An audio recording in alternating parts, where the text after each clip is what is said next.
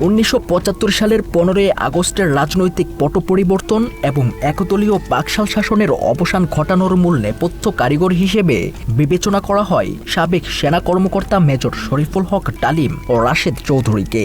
পরবর্তীতে শেখ মুজিবকে উৎখাত ও কথিত জেল হত্যা মামলায় দণ্ডপ্রাপ্ত হয়ে দীর্ঘদিন বিদেশে নির্বাসিত জীবন কাটাচ্ছে তারা।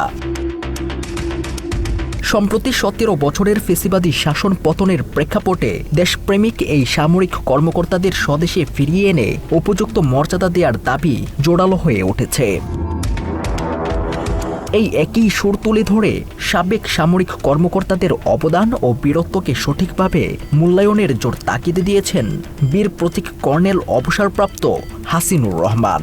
তার মতে, জাতীয় জীবনের বীর সন্তানদের উপযুক্ত শ্রদ্ধা ও মর্যাদা না দিলে ভবিষ্যতে দেশপ্রেমের ধারা টিকিয়ে রাখা কঠিন হয়ে পড়বে।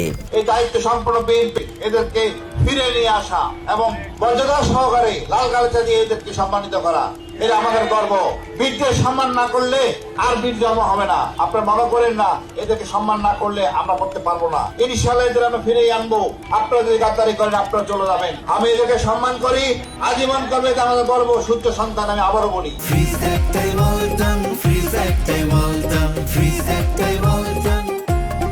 তবে সংবর্ধনা কিংবা রাজপথের আহ্বান থাকলেও স্বদেশে প্রত্যাবর্তনের ক্ষেত্রে ভিন্ন আইনি শর্ত উপস্থিত করেছেন সাবেক সেনা কর্মকর্তা রাশেদ চৌধুরী। তার স্পষ্ট কথা, আদালতের দেয়া সাজা ও কনভিকশন প্রত্যাহার না হওয়া পর্যন্ত দেশে ফেরার কোনো সুযোগ দেখছেন না তিনি।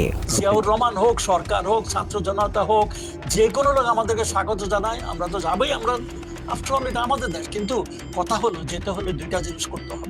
প্রথম হলো যে আমাদের এগেইনস্টে যে কনভিকশন গুলো আছে এগুলো উঠাতে হবে।